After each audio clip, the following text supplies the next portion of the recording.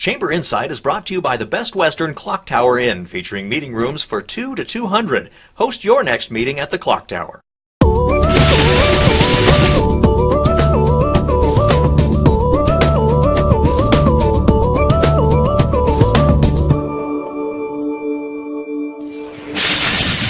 John, let's talk about tourism and the Chamber's role. What have you guys done recently, and what do we have to look forward to from a tourism standpoint? Billings has really established itself as a recreational hub for groups like motor coaches, for motorcycle touring groups, for bowlers. I mean, any recreational type activity, we've really established ourselves on a nationwide basis. The big news this summer is going to be the Goldwing Road Riders Wingding taking place here this July, and that will bring 14,000 plus people to the community. We think we've got a really good chance of breaking a record for the number of attendees that they've ever had at this event. So that will be significant to the community. Last summer, of course, we had the Harley Owners Group here for a number of days, impacting the community in the neighborhood of $6 million of direct expenditures.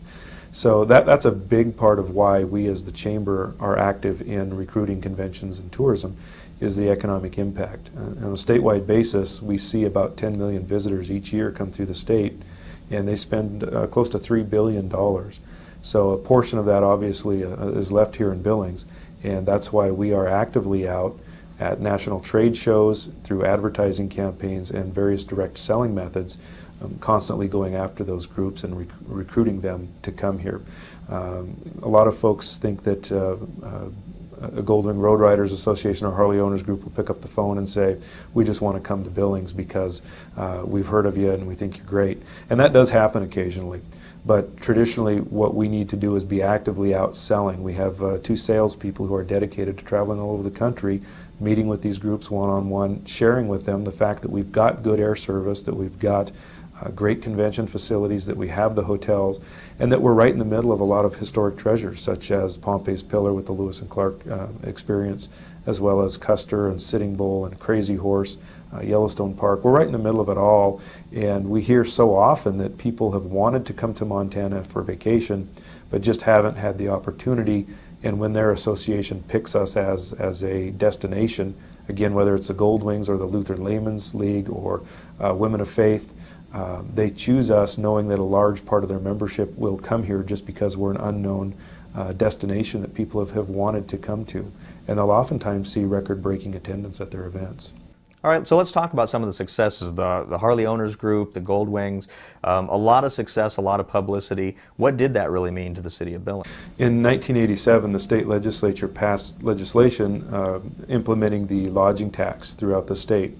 Here in Billings, currently, we collect 7% lodging tax every time you stay in a hotel. The city has designated us since 1987 as the Convention and Visitors Bureau and a recipient of a portion of those funds. And what that means is that we are the organization that goes out and actively recruits meetings and conventions, as well as the leisure traveler, to come to Billings and spend their money, enjoy their time, and help business grow. All right, so what's around the corner? Do you have any big news that you want to announce? Any big groups that are going to be coming to town? You know, it's exciting to see our recreational or Billings as a recreational destination flourish and build upon each other. When a Goldwing comes and has a successful event, then comes back again, then a Harley Owners Group starts to look at us and comes. And just this week, we were proud to welcome a new group, the Goldwing Touring Association, different than the other one that we've been working with, who is currently on a site visit in our community. They are looking at whether this is a feasible destination for them, and they told us this morning that the reason they are here is because of the success we've had recently with the Goldwings and Hog. So that would be a couple thousand people, not quite as large as the 14,000, but when you look at 2,000 people coming, spending a couple $100s a day in the community for 4 days, it's a significant impact. We think that we are very close to booking the Porsche International Group, as well as the National Fireworks Association. Sports is a big part of the economy. High school tournaments that take place at Metro Park, soccer tournaments that take place at Amen Field, hockey tournaments that take place at Centennial Ice Arena. In the past year, we've developed a sports committee who is solely focused on amateur sports that generate an economic impact in our community and also add to the quality of life of just local youth participation.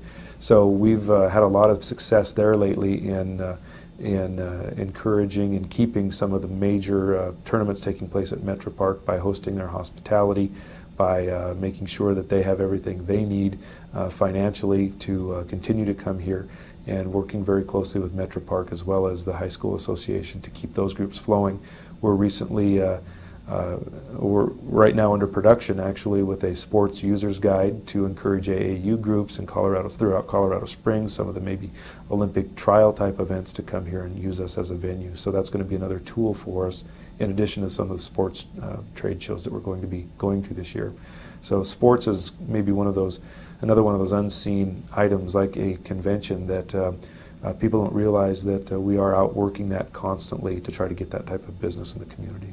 So as far as chamber members, anything that you'd like to say to them right now? Any issues that you're working on, things that they should be involved in or at least aware of? The Billings Chamber in the past year has really taken an active role in working with the community to come together with one voice to approach our legislative delegation as well as local city government and county government on issues that are important to us. I would encourage our membership to sign up for the e-blasts that Bruce McIntyre, our Government Affairs Director, produces that will keep the membership informed of important issues to the business community and allow them a mechanism to directly communicate with our legislators in Helena. Just simply go to our website, it's in billings.com, send us an email, call us, and we'll get you on that distribution list.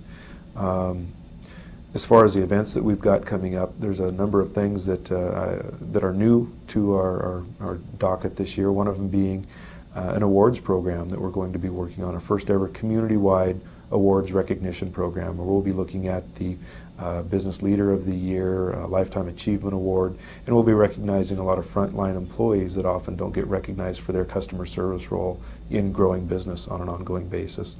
So the awards program is going to be coming up. We'll be wanting people to nominate individuals, attend the event, and just congratulate the winners this year in the first ever awards program.